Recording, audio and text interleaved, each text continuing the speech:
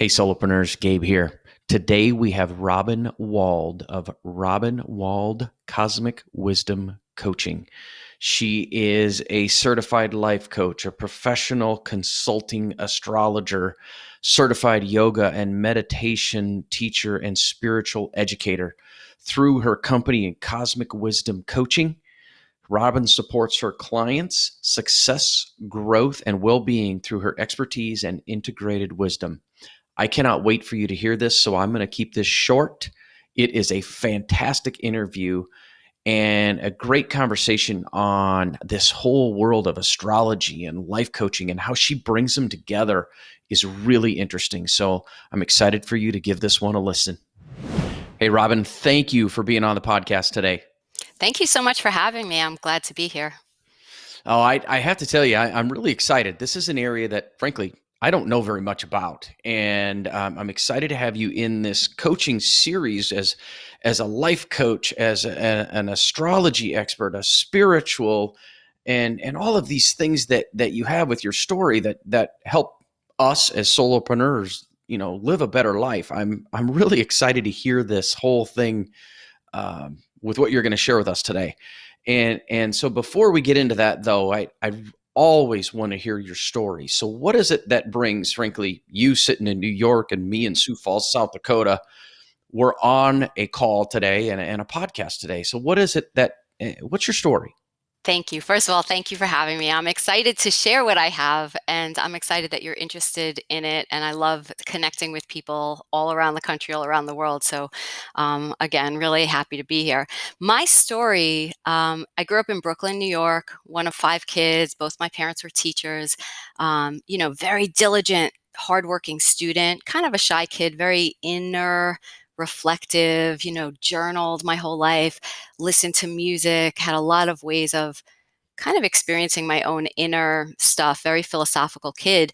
When it came time to go to college, though, the messages I got from the culture, from my teachers, my advisors, my parents was choose a career path where you can be employed and have a good income and be responsible.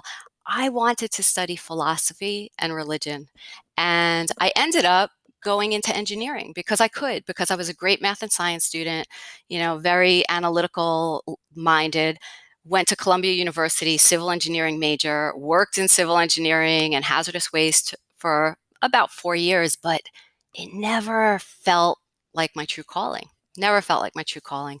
Um, Eventually, I left that and I decided I want to do something in healing and wellness, and I wasn't quite sure what that was. So I went and got a master's degree in nutrition and ended up becoming a nutrition counselor, and mostly worked with women and teenagers that felt right to me. And then that led into, at some point, I was married and I had my own family. So being a mother was of the primary, main, central focus of my life. And during that time began to really manage my husband's business. And he was an alternative nutritional health practitioner. But I was doing all the management, the bookkeeping, the finances, payroll, all that kind of stuff.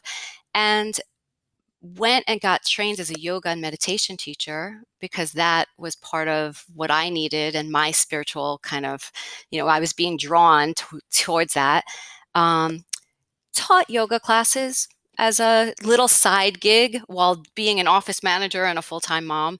And then the yoga led to me teaching kids in schools, doing a lot of stress management, doing more mindfulness practice, meditation practice, ultimately teaching in my synagogue, teaching teenagers, and found I had a real love and passion for teaching teenagers and mentoring youth, very values oriented, but also introducing spiritual language and spiritual practices, real practices and skills and tools to help people navigate their own life and happiness and sense of self. I had always been fascinated with astrology and had been studying astrology personally for about 20, 30 years. And, would really just as a student, just an avid student wanting to learn, wanting it to make sense for me to make sense of the world, very expansive in my worldview. Um, I would do readings here and there for friends every once in a while. Somebody would send their friend. I wasn't charging. I was doing it for the sheer pleasure of learning it and seeing how it resonated. And did this feel helpful? Did this feel true? And, got very, very deep into my astrology learning and wisdom. And finally, at some point, well, the some point was I went through a divorce. And I'm sure this is part of some of your listeners' stories, right? Sometimes in life, you come to big transition points and you completely have to recalibrate. So, divorce is one of those moments. And in my divorce, I was no longer going to be working in that joint business. I needed to figure out, besides just teaching yoga classes and in some schools and in my synagogue, and besides that kind of small scale teaching and small scale doing astrology for free, how do I take all of my gifts and my talents and the wisdom I've accumulated and turn that into an actual business model where I can support myself as a professional and really contribute to others doing something that I love and feel strongly about. So part of that vision was to become a certified life coach because I realized that I was already doing that to a very, very large extent with my students, with my clients, with my friends. And it's like, well, I would like to learn how to really become skillful as a coach so that as a professional, I can take all of these tools, these spiritual practices, this cosmic astrological wisdom, and all that offers as a source of real guidance for people to clarify their own wants and needs and who they are and what their sense of higher purpose is in the world, what their sense of, what is going to bring me joy and fulfillment and wellness in my life and how do I get there from here. I really saw coaching as a way to integrate all of that. So I did that training, loved every minute of it. That is actually how we are sitting here right now on this podcast because an amazing woman I met through that training. We became coaches for each other, like swapping and learning from each other. And I was bringing these cosmic wisdom tools to her, and she was bringing all her business savvy and marketing and how do you create a professional persona to me. And it was a really beautiful collaboration. And she's the one who introduced me to you. So that's my story in a nutshell. Wow. Wow. So I have to ask, I got to go all the way back to the helping your husband run his business. And then you go through a divorce to then go, all right, what do I want to do with the rest of my life? Exactly. So what was it like running the business? I mean, your brain, from what it sounds like, was wired to do multiple things. Were you in the middle of managing the business and the finances and going, yeah, I get this, but this really sucks. I'd really like to go do something else. Or did it become a math problem? I mean, what were you thinking then? That's really interesting. I was thinking about my family. Hmm. I was thinking about where do I need to be of greatest service. And at that time, the place of greatest service was to really support what my family need, which was largely supporting my husband's goals and his professional success, because that was creating the stability for our family to have what we needed. Was it my true passion and calling to manage people and payrolls and finances? I love numbers. I'm a numbers person. I'm a math person. Listen, astrology is all math. People think astrology is some woo woo, whatever. There's an intuitive aspect to interpreting a chart. But astrology is first and foremost mathematical. It is all about geometric locations and angles and aspects and calculations. And I love that. So the mathematical part of being in his business, I really enjoyed. Even the people management and relationship part, I enjoyed. Those are definitely skills that and values that I'm drawn to.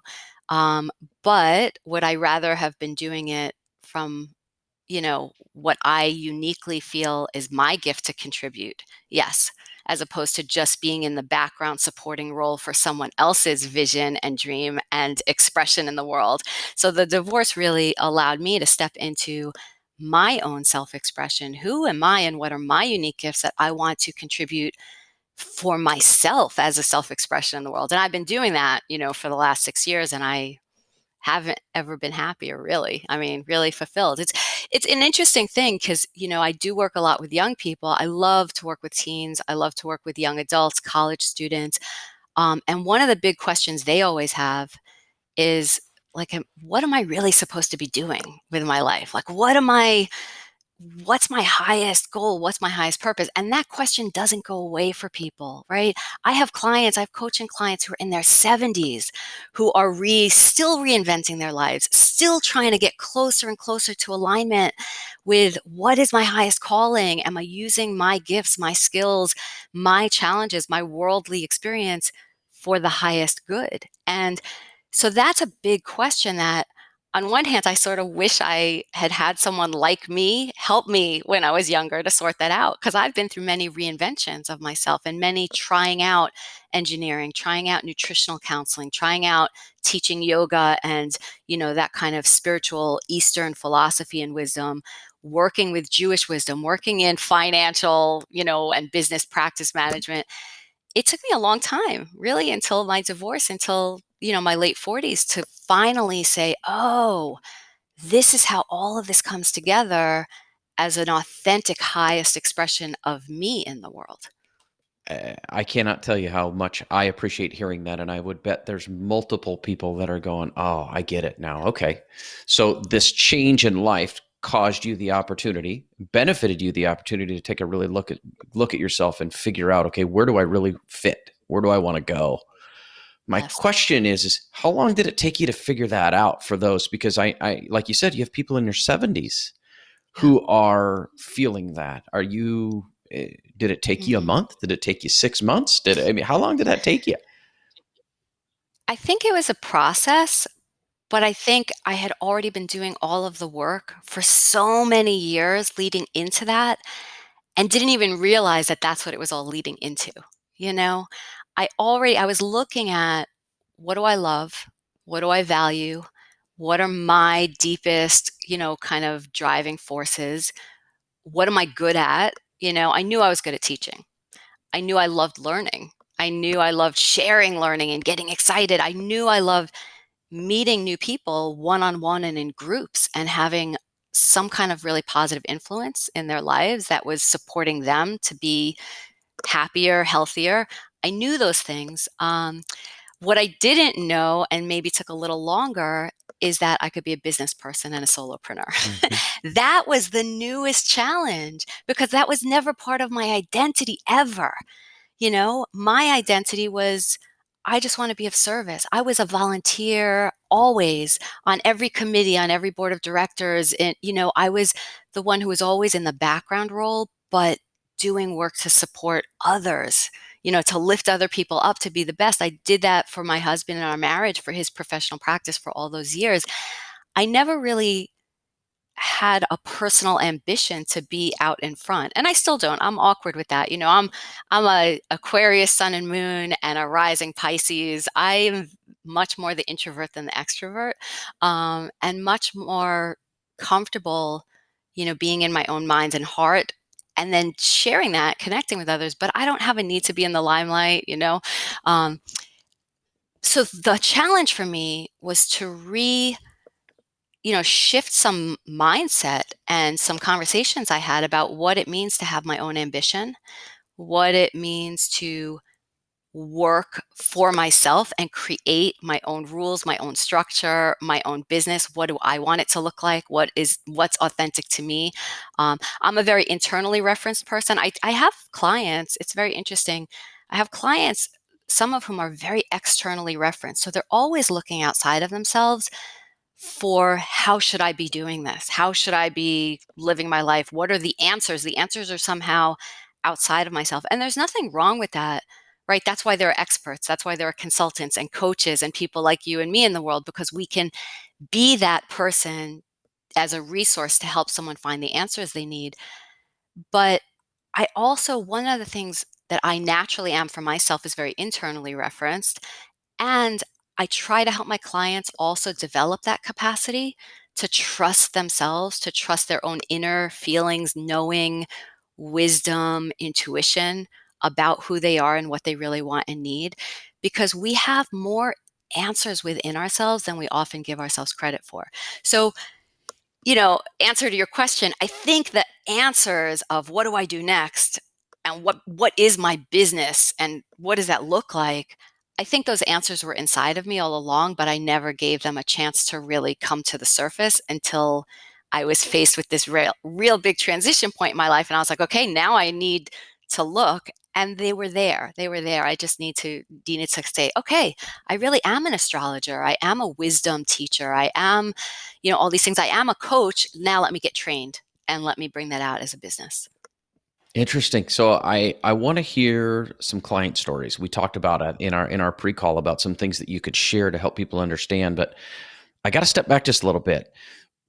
What were the steps that you went through to help yourself understand that you could actually build a business out of this? And then once you got your mind around that, what were the things that you put in place to actually build a business, and how did you figure out how to charge for that? I mean, it's Yeah. it's not like you're an attorney where you're charging anywhere from $100 to $1,000 an hour. I mean, how did you talk me through that? How did that go? Okay. So that's a lot. Let me start with, how did I know how to begin? So I was doing astrology. Like I said, I was doing it for free just because I loved it. And this is actually a client story also, so this will all come together. I had a friend who I met way back in college, and we had kept in touch on and off throughout our lives at different points. And he was living and working out in California, I'm in New York. And all of a sudden, and this is, maybe 6 months into my divorce, I already started my coaching training, decided that was the next step for me. I wanted to become a coach. He reached out to me, hadn't heard from him in 2 or 3 years, and he was at a crisis point in his life. He and his partner were separating. They had twins together, a lot of financial obligations. He was really always behind the eight ball financially, working his butt off to make a living, but now needing to support two households, right? And really just he was just looking to talk to me as a friend, but he sought me out because he had always had this experience of, you really listen and you have some deep wisdom, and I know I'll get some value out of speaking to you. So that in and of itself was very validating, right? Here I am on this journey to say, can I really do this? Can I put myself out there in a business to provide that kind of presence for people? And he was reaching out. So to me, I'm a very spiritual person. I see that as a sign from the universe. I take that as, this is validation that I'm on the right path. People are seeking me out for guidance. So I said, why don't we look at your astrology charts? We've never done astrology together. Can I run your charts? Let's see what's happening in your life right now. Let's see what you need. And no, like, as a friend, again, this wasn't part of a business model, just as a friend, but we ran his charts. We did a consult. It led to some real exploration, deep exploration around what he needed, what he loved, what is present in his life, what's missing, what is so hard, and why is there a struggle around that. And astrology is really very much a map of your potential. And there's a wide range, there's a lot of misunderstanding about astrology. People think it's what you see in the horoscopes. It's not. It is infinitely more complex and intricate than that. And it's very much a psychological and archetypal language. And there's a range, an array of the ways certain planets in signs, in relationships, can express. So it's very much, it shows you a potential of how you identify and what you are drawn to, what you value, how you learn, how you communicate, what your core needs are in work, in relationship, around daily routines, around spiritual practice. The chart has a lot of information. And my experience with clients is, they are seeing themselves through a broader lens than they've ever experienced themselves before. And the number one or two things that people say in feedback at the end of a session, they're just, wow, wow, like that was, mind blowing, so validating. Like, I understand myself deeper and feel validated about the things I sort of already knew that I struggle with, but it's like, to be seen from another person and to have another language to understand myself is just, that's an incredibly profound experience. I mean, there are people I've had as clients who've said, I've never felt so witnessed and understood. I've never felt this understood, not by an intimate partner, not by a parent, not by a sibling, not even by my closest friends. Like I feel so seen and understood. And it's a chance for people to really come to a sense of their own truth. So anyway, with this client in particular, he then wanted to become a coaching client. And we've had a great success story in that coaching relationship. The main things we worked on with him were his integrity around money. His whole life had been built on a real scarcity model around money and fear based of never having enough, of the world giving him more and more evidence to support that narrative that he's never going to have enough and he's always going to be working so hard and never quite making it and always behind on his bills and kind of borrowing from Peter to pay Paul.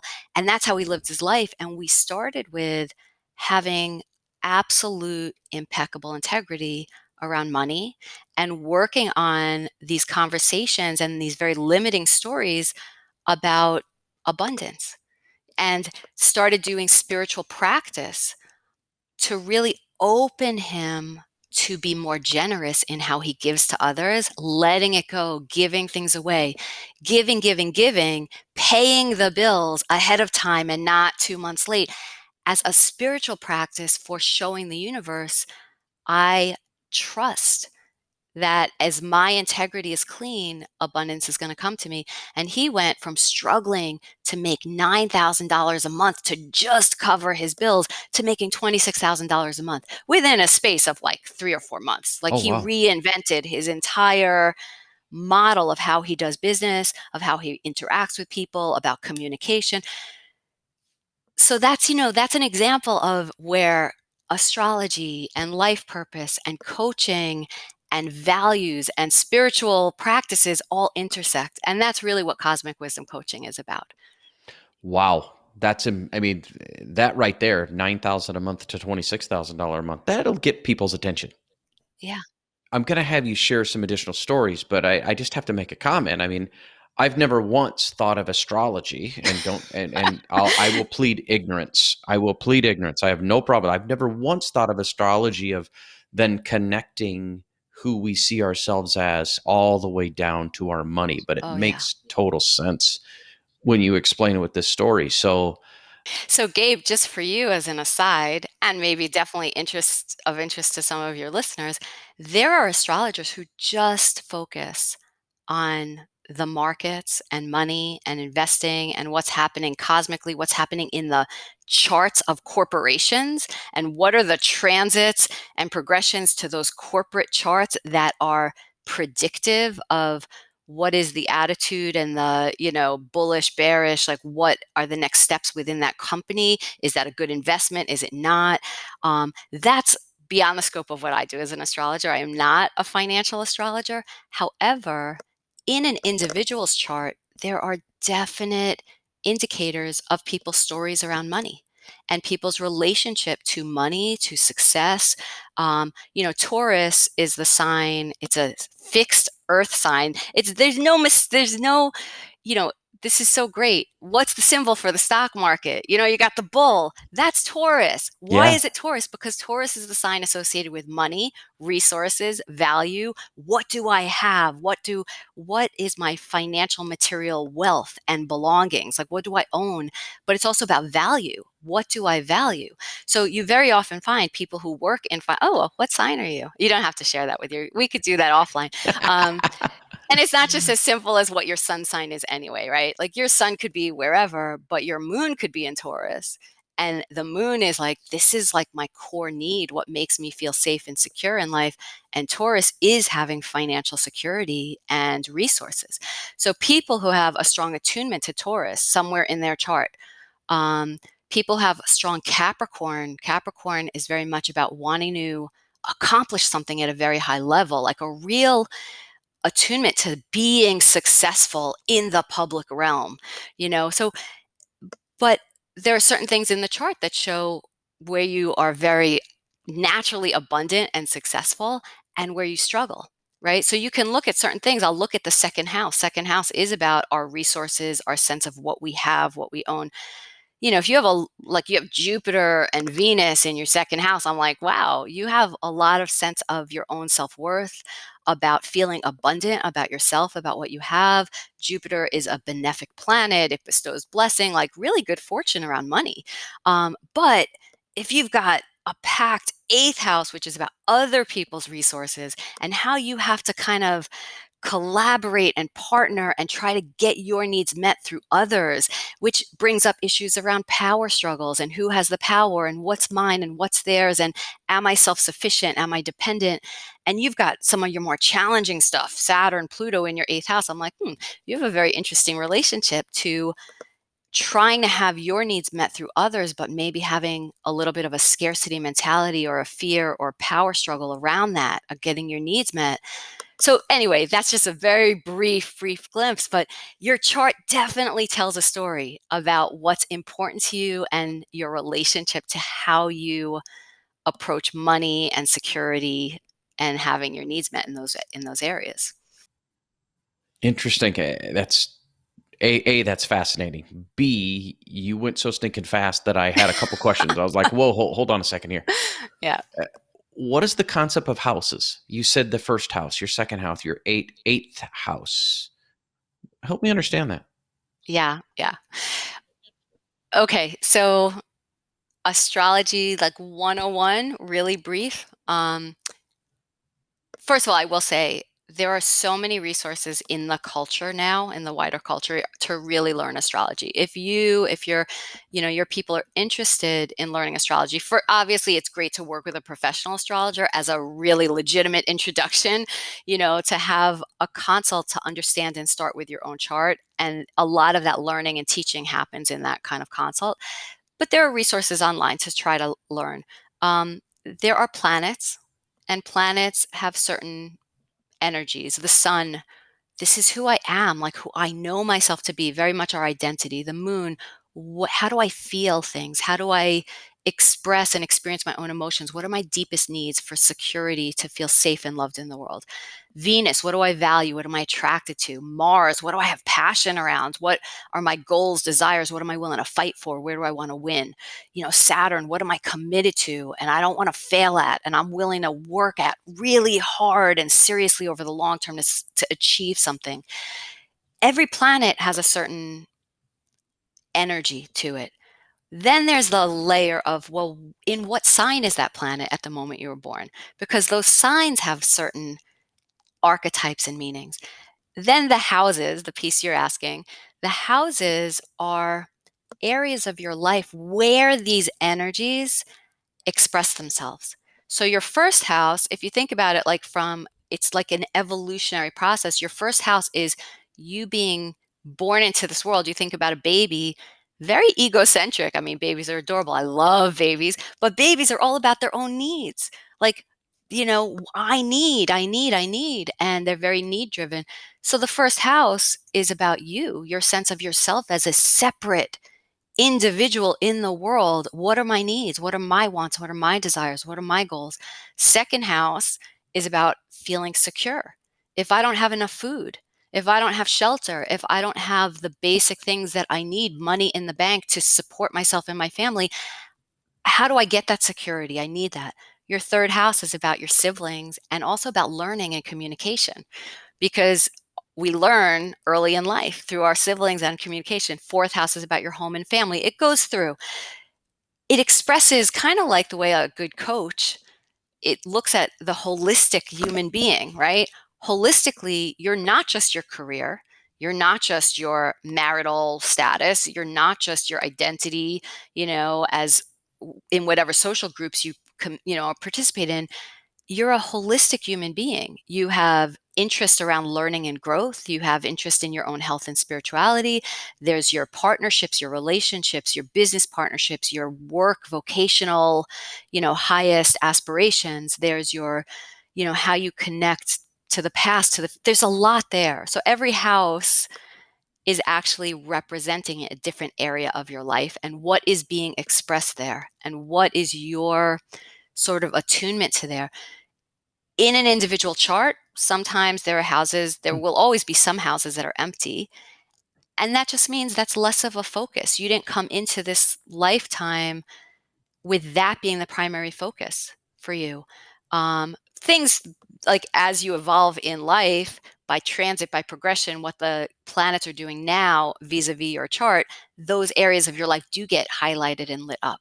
So it's not like if no planets are in your seventh house, you're never going to find a life partner and get married. It just means that, maybe all your planets are in your, 11th house and 10th house. So you're much more focused in your life on work and achieving something out in the world and your community and your friend groups. And maybe your personal relationships take a little bit of a backseat to your more communal relationships. So, I help people to just understand. That's the main thing I do, is like really to help create some self-understanding, awareness, clarity. And then from there, we can vision like what's next. What do you want to do with all this? And that's the coaching piece. What do you want to do with all this? What are you looking to change or accomplish in your life? How do we get there together? Let me support you in that. So, one more really basic question. How many houses are there? 12. 12 houses. Yes. 12 signs, 12 houses. Yes. Okay, that makes sense. Like I told you, I am ignorant. And you could get me talking about sacred geometry and numbers and the meaning of numbers and numerology. And, the universe is created, mathematics is truth. Math is an absolute truth and language of the construction of the entire universe. So that goes PhD level. We're doing 101 level, but yeah, numbers mean something. So the fact that there are 12 is significant. Interesting. Very interesting. So, um, help me understand when someone comes to you, you told the story of the friend of yours who was Yes, like, all right, going through a crisis. What causes people to raise their hand and say, Robin, I need your help? Help me understand a few examples of how that normally comes about. absolutely. So the first thing I'll say is that 100% of my client base is referred. So I am not somebody who does a lot of, external marketing. I have a website to explain what I do and who I am and my beliefs, and, kind of invite people to explore if they seem to vibe with what I have to offer.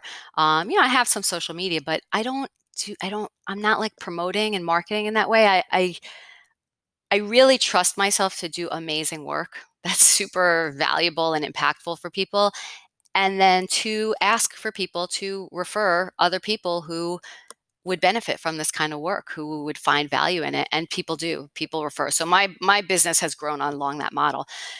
So sometimes people are referred to me by someone they really trust because the person they really trust says, this is going to help you. And they don't know what to expect. And kind of like you, they don't have any real background or experience with astrology, with what's cosmic, it sounds something like weird and out there. Um, but they know that they're hurting on some level. Something for them isn't feeling aligned, isn't feeling joyful, isn't supporting them how they need. They know they're looking to make a change and they're not sure how to get there. They're feeling stuck. They're in their own experience of, I just need some opening that I'm not seeing. And maybe trying this weird out there thing with this person who somebody vouched for is going to help me see that. I'll give you an example. I have one client, really, I love this guy. Like like you have some clients I really do love my clients. I love my clients. Um, but this guy is like amazing. So he had a 30-year career in law enforcement, in policing and very high level, management within that hero law enforcement community. And, very kind of straight-laced guy, he's like masculine, heroic, all this kind of stuff, like all this like weird out there stuff is, in recent years, he had really started to come into, I think originally, I might be getting this wrong, but I think originally through some kind of martial arts practice, right? Because martial arts is still masculine, it's still warrior, it's still tough, but martial arts has a really strong spiritual component to that practice. So came to meditation, came to this, how do I get grounded? How do I get centered in myself? How do I have more of a sense of self-discipline, self-awareness. Okay, great. So he was a little bit open to that. And he was referred by a friend who had come to me, whatever, through another friend and done astrology and coaching and said, this is going to blow your mind. You should try this. He came to me during COVID. Okay. So very interesting. And maybe you'll relate to this. Some people really, the whole COVID disrupted major life alteration disruption point, right? Changed their business, their job, their finances, their relationships, what they understood they really wanted. And finally maybe having the courage to be like, I don't want to go back to that job. I like working from home. I want to be around my kids. I want more life balance. COVID changed a lot of people. But when astrologically, it's interesting. That's one of the first things I looked for all year last year. Like, where is all this astrological stuff happening in your chart? Because the astrology of 2020 was that Pluto, Saturn, and Jupiter were all sitting together in Capricorn, in the late degrees of Capricorn. So the first thing I'm doing with new clients is looking in their chart. Okay, what's happening for you in the late degrees of Capricorn, or the other signs that relate to that? So this guy came to me because he was feeling overworked, exhausted.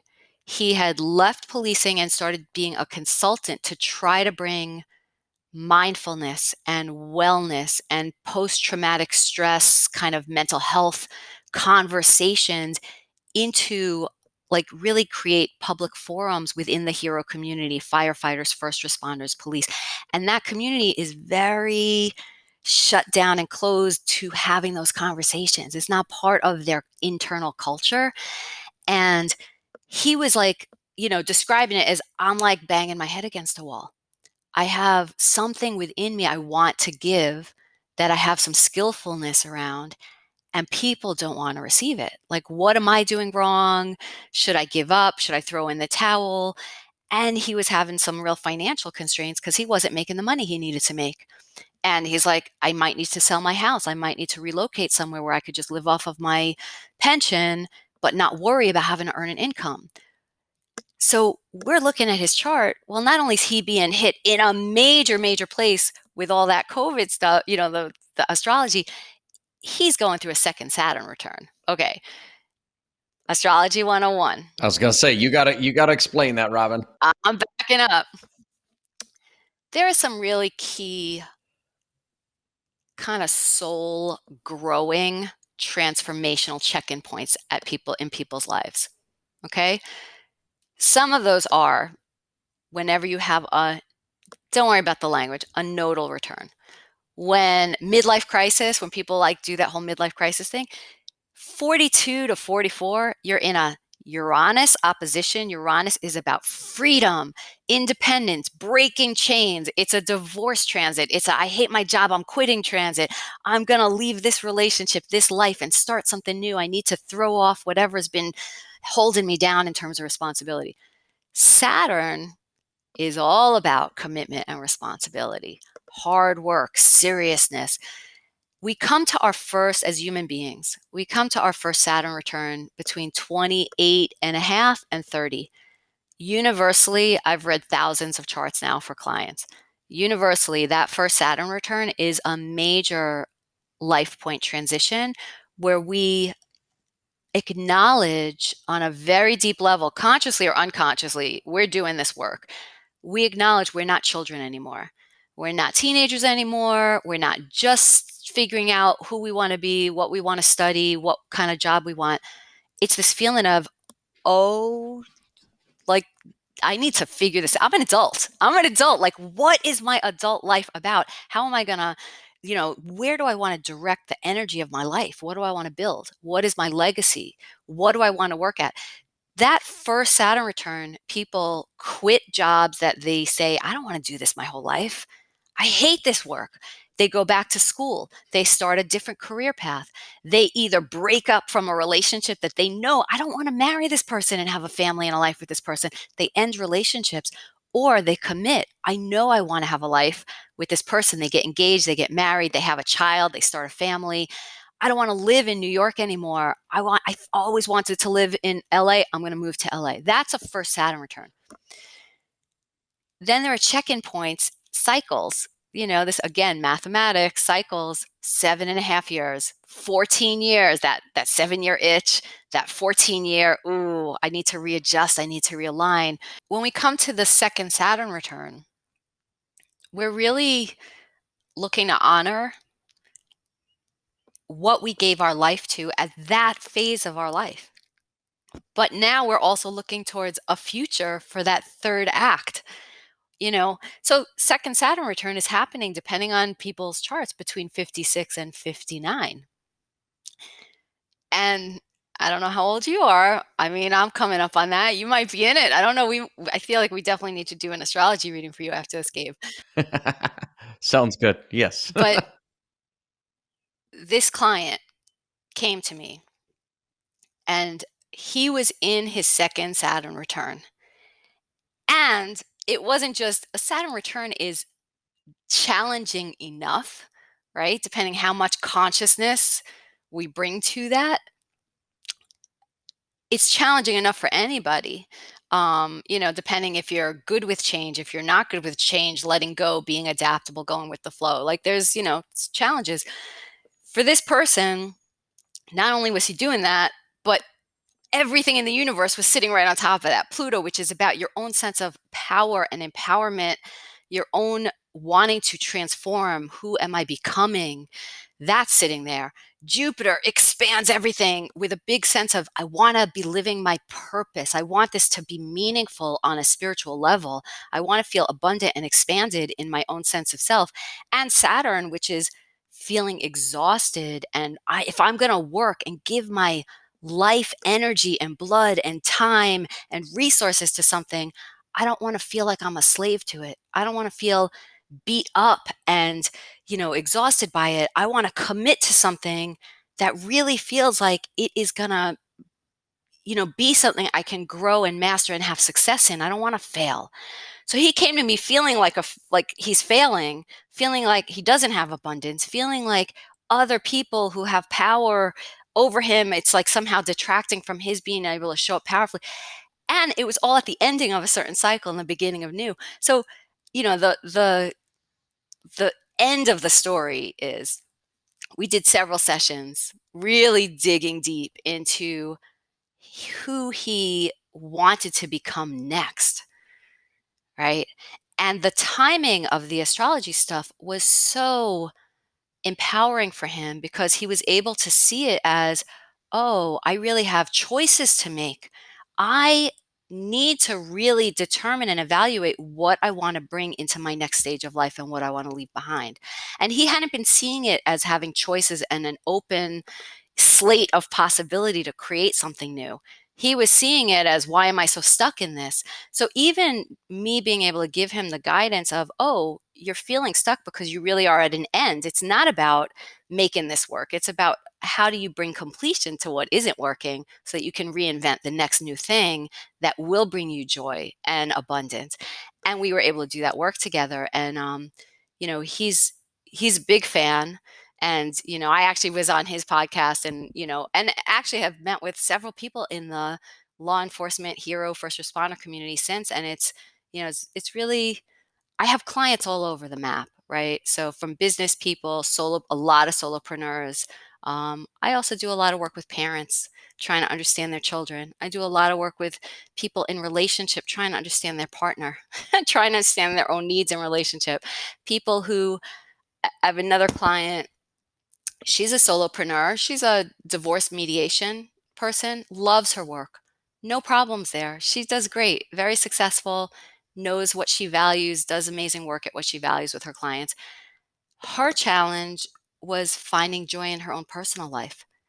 Like she just felt out of balance.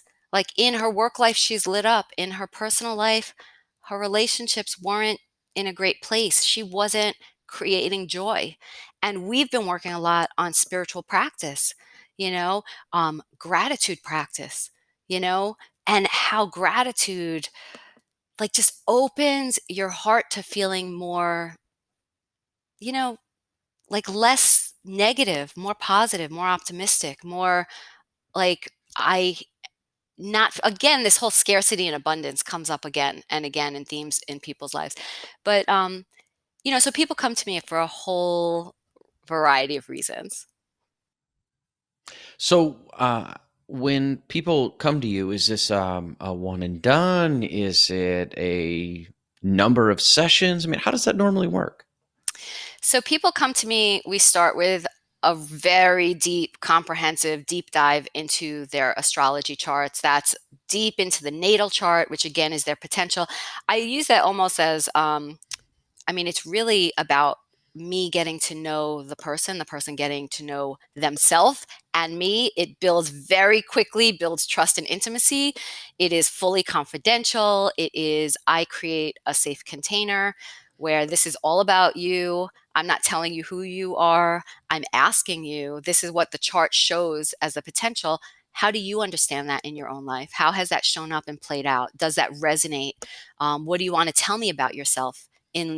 After hearing this language around that information, so people get to tell me their stories and I get to really listen deeply and provide presence for that.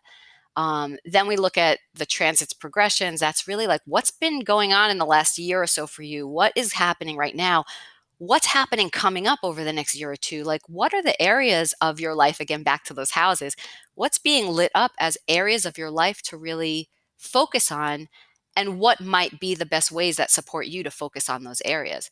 And so that's where we leave that first consult. And usually people need time to really digest and integrate that, right? So I spend, 90 minutes to 2 hours with somebody. I record the session, they get the recording, they re listen, they look at their notes, they do that kind of internal work. And then they schedule a follow up within 2 weeks or a month. And we do a little bit more around what are their questions, what have they reflected on, what have they learned so far. And then we start really going into this question of what's next. Like what's next? What do you need more guidance around? What do you need more clarity or support around? And then from there, it becomes more of a coaching relationship. And coaching, I do one off sessions with people as needed. But really, coaching works best if you have a specific goal or something you're trying to accomplish. I do packages of 5 sessions, 10 sessions, and we work together weekly or biweekly for a given amount of time. Um, I have people who I do the deep dive astrology and they come back once a year to check in, or they come back at critical points in their life. I'm considering changing jobs. I'm in a new relationship. I'm having trouble with my son. I'm trying to understand him better. Can you read for me about that so it gives me some guidance? I have a lot of people who come to me like a date night. So I will have read for either partner, and then they come together and I do relationship astrology, which is about, where do they really mesh harmoniously and where are those areas of challenge. And again, they already know these things about themselves, but to hear it from another perspective and language opens up conversations that maybe they wouldn't otherwise have, and also opens up strategies. So strategies are key. As a yoga teacher, as a meditation teacher, it's all about teaching people strategies and tools to put in their toolkit to use for themselves in an effective way so that they're happier and healthier in their life. That makes total sense.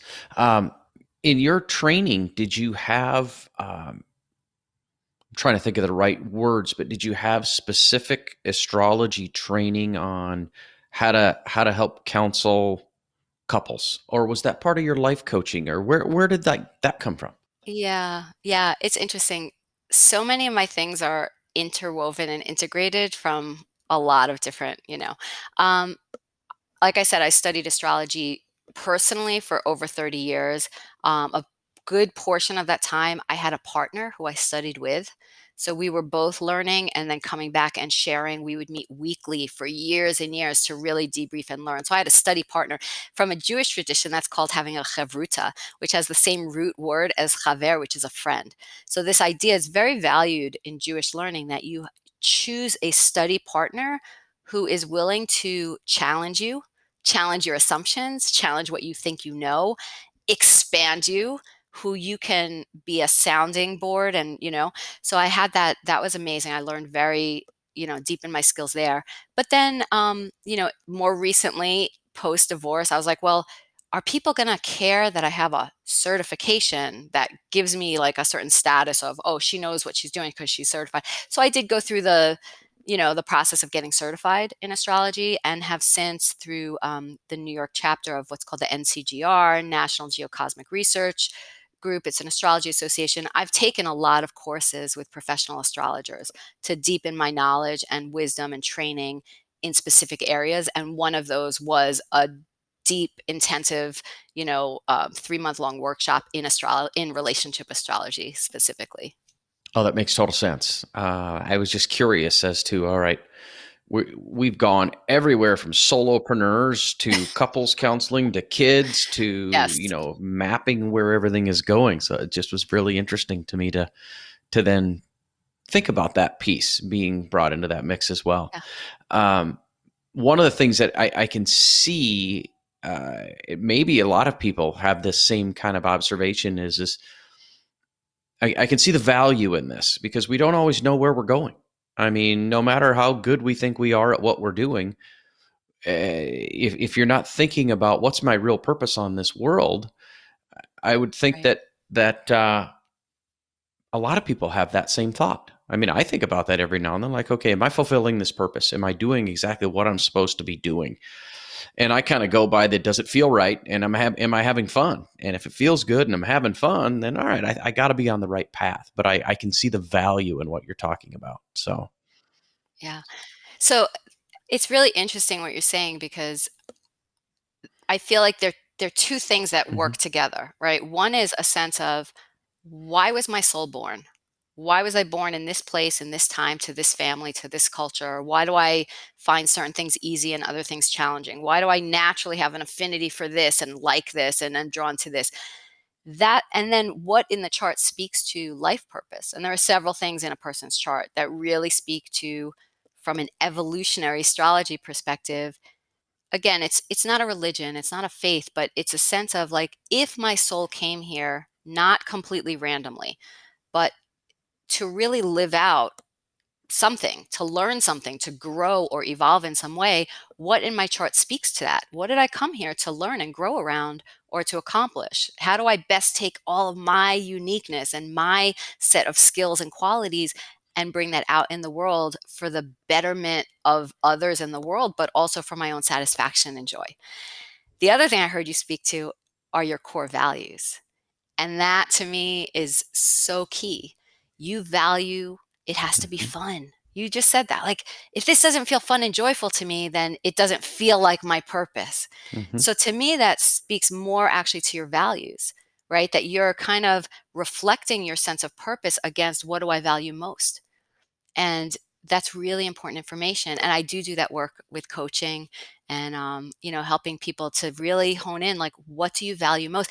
And actually, I feel like, as around finances, I don't know if you must do this work. I'm sure you do, Gabe, but like, people's money and finance, like, what does money really mean? And what are you using it for? It always comes back to, what do you value? Some people really value having a big home with a lot of luxury and driving the nicest, newest car. Some people couldn't care less about that, but they value time with their family, or time, freedom to like work on their hobby and do their woodworking in their garage and not be working, slaving away for 60 hours a week. It's not about the money, it's about, what do I want to do with that money? So again, life purpose always comes back to, what are the values informing that as well. Yeah, that makes total sense. And I do. We have those conversations. Like what Yeah. I always have a conversation when anybody ever brings any additional funds to me, or we start a relationship on the whole financial planning piece. Is what's the purpose of all this? Hmm. What are we going for? And a side example, and I even for those listeners that keep listening to this podcast will actually hear the story again. But I was just interviewing a gentleman the other day, and I was telling the story of one of my clients' kids is in college, made some money, and he wanted to invest it. And she reached out to me and she said, "Hey, we need to invest this kid's money." But I told him that before you will do anything with the money, you need to know the purpose of the money. Yeah. And so she basically said, "I told him we got to figure out the purpose. So what's the purpose of this?" And so everything that I do regarding money has to do with the purpose. What is the purpose? Because once we understand the purpose, now we understand everything else about what we got to do with it. Yeah. Now expand that to solopreneurs.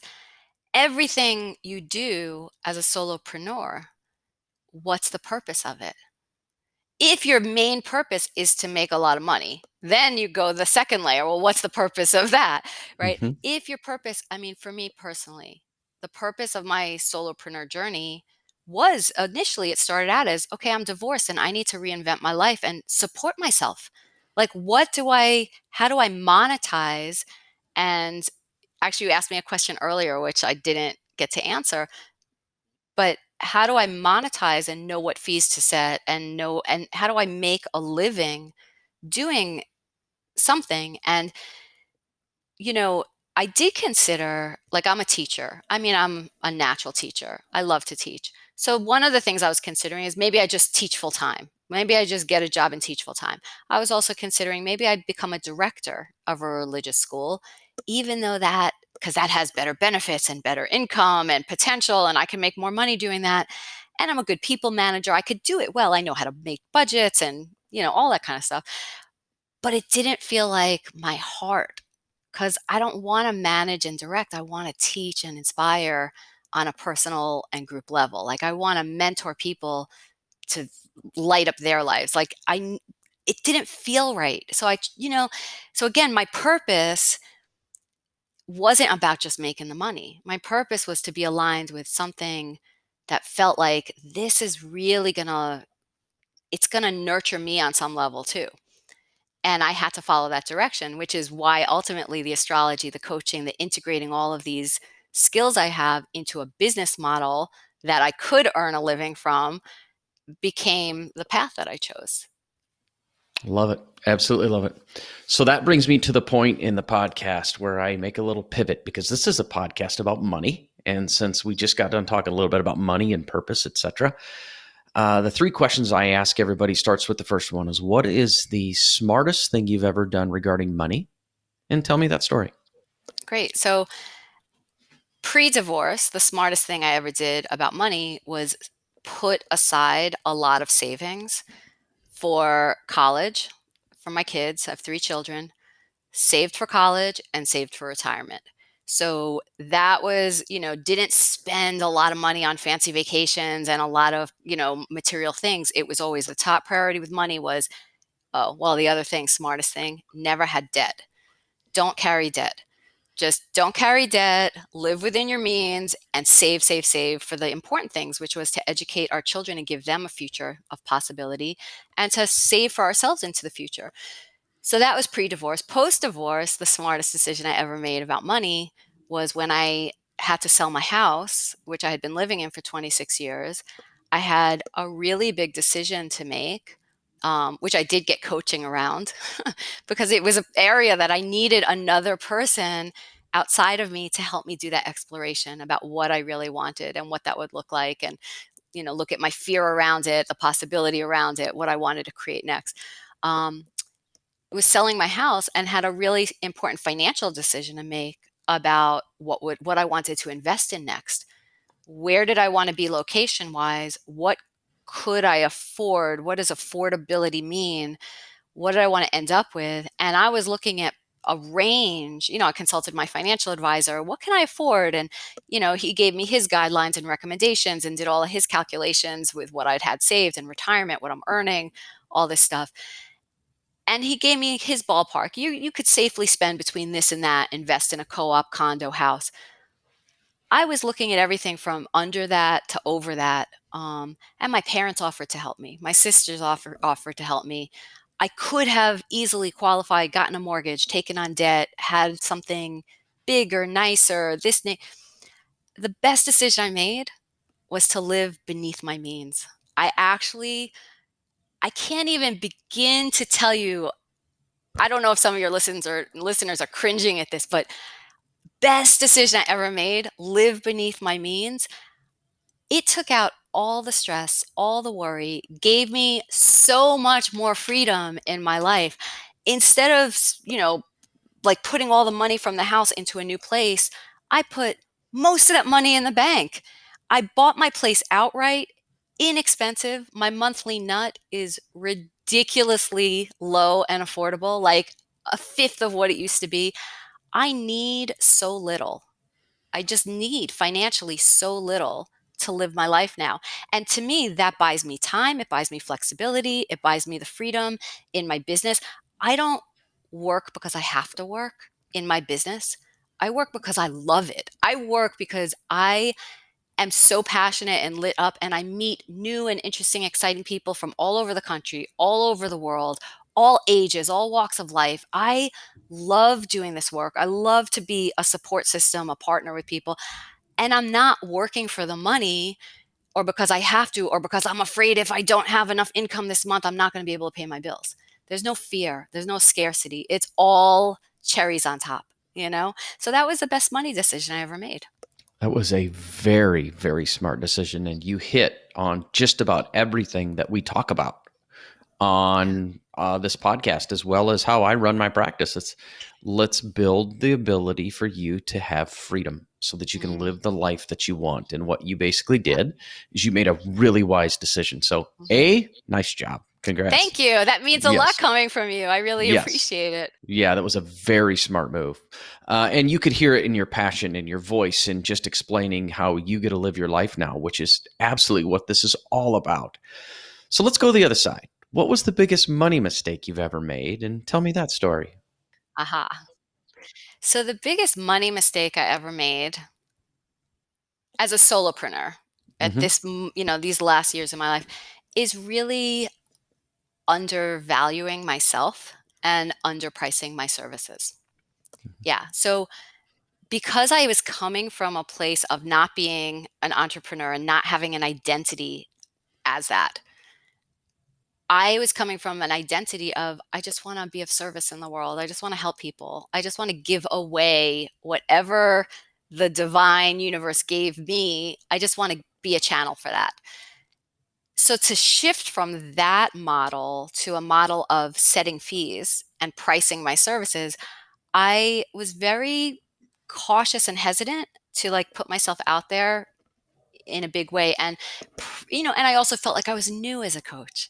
I was new as a professional astrologer, even though I had studied, and been doing this for 30 years. I felt like I'm new as a consulting astrologer, as a coach. So I set sort of like preliminary fees, which were way too low, way too low. And so that was a learning curve of how to like, really continue to reevaluate and say, but the value of what I'm giving people is so much more. And so I kept changing my fees and slowly, and I got my fees to a place where my fees are still extremely reasonable, like extremely given the market and the variety of what people charge for what I do, very accessible to people. That's important to me. It's important to me. I'm not looking and seeking to only have a very wealthy clientele who can afford whatever. I really want to make my services available to people who need those services from me. So I keep my prices accessible but not at a level where I'm undervaluing my time. It needs to give me what I need back in return too. And if you think about it, it's an exchange of energy, right? Money is whatever, green, Venmo, digital currency, whatever money is, it can mean a lot of things. But ultimately, from a spiritual perspective, it's an exchange of energy. There's an act of giving and receiving. So and when I'm with a client, I'm 150% in giving mode, right? I'm giving. And there's an important thing about also being able to then receive in return from that. And what I learned is that I used to somehow think it was better to give than to receive, but that's a lie. It's not truth. It's not true on a spiritual level. Receiving is a gift you give others, actually. Your ability to open to allow someone to contribute to you, to allow yourself to receive from someone else, gives another person the ability to stand in the position of being generous and of showing you how much they value and are giving back for what they're getting from you. It is a partnership around energy, and to undercharge doesn't serve anyone in that partnership. No, no. How did you go about figuring that out? Did you have some coaching? Did you I have a did have business coaching. mentor? You had some coaching to I help you sure through did. that? Yeah, I Yeah. sure did. Yeah, and that's always been a more challenging place for me. Mhm. you know? Um, so, but I do know that what I do has amazing value. I don't guess at that or second guess it. I have no like imposter syndrome. I think I did at the beginning, starting out as a solopreneur. Like, am I really a business person? Am I really like a professional? Am I really? But yes, I am. I absolutely am. And it's not just about the certifications I have. It's I know the quality of work I do with people. It has 100% integrity. It uphold the dignity of every human being I work with. I am really there to give them the maximum value of what they need and what they came for. I no longer question whether I'm worth my fee, you know. So I think that that was just it was an important journey for me to go through to understand my own deservedness and self-worth of, yes, I want people to contribute what I'm worth. And that's a journey that everybody has to go through. You have to go through that journey to go from, all right, I'm getting this business going. I need to survive. I need to feed my family, whatever it might be, all the way getting to a point where going, okay, I really finally understand my true value that I bring to the table and I need to be able to charge for it. And then we just need to put it out into the world so that people can go, yes, I'm in, or no, I'm not. And that's okay. So that last question I always ask everybody regarding the questions about money is the what does mastering your finances mean to you? Mm. So we touched on this a little already. I think what mastering my finances means to me is having my finances really support what I value most in the world. And for me, I value wisdom and learning. I value being of service and contributing to people individually and on a communal level. I value having time and balance in my life where I have time for my health and fitness, time to spend in nature and hiking, and time to travel, especially time for my family, my friends. So for me, those are my core values. I want my finances to help me create more balance, more learning and joy and wisdom around that kind of thing, and allow me to be of service. And I feel very, very grateful, like really grateful, blessed that I've somehow managed to create that. You've done a fantastic job. Thank you. Now, we got to let people know how to get a hold of you. So, how can people find you? And I believe you've got a little offer that you can share. So, tell us that, please. I do, sure. People can find me through my webpage. That's the best way to find me. It's just robinwald.com. Um, I have social media, like I have an Instagram account, which is Robin Wald Cosmic Wisdom, where I post little, inspirational things, wisdom, thought questions for you to reflect on. But my website would be the main place, and you can sign up for my blog and subscribe there. I have some linked videos there that you can watch, articles you could read to learn a little bit about, and obviously you can contact me through my webpage as well. Hmm. And the offer I have, yes, I do have an offer for your listeners. Um, so I have a coupon code on my website if you want to go into the store and do any work with me, start with a comprehensive natal transit astrology reading. The coupon code is Solo Money 10. Solo Money 10, and that will give you 10% discount off of any, whether you want just coaching, whether you want some astrology, yoga, meditation, any kind of work you want to do with me, you can get 10% off that. Love it. Love it. Well, thank you very much for being on the podcast today, Robin. I truly appreciate having you. And I have to tell you, I came in ignorant and am scratching the surface now, but this is Yeah. very, very interesting. And I really appreciate you being here. Thank you so much, Gabe. It was really my pleasure. Thanks for having me. Well, solopreneurs, I have to say, I was actually blown away by all of the information that she brought to the table that I was just ignorant. I didn't realize the vastness of the life coaching brought in together with the the cosmic astrology stuff and brought all in all of this vastness on how to look at yourself, but then how the world is reacting to you and how that comes about. And so rather than coming away with three takeaways, I would just say go to her website, check out her stuff, schedule a consultation, and have her help you find out if you're in the right place and how you can continue to, for lack of a better put it, get yourself on the right path to get your life the way you would like it to be. And along the same time, you can start to continuously master your finances and create the life that you want. Thanks again for listening. I truly appreciate it, and have a fantastic day.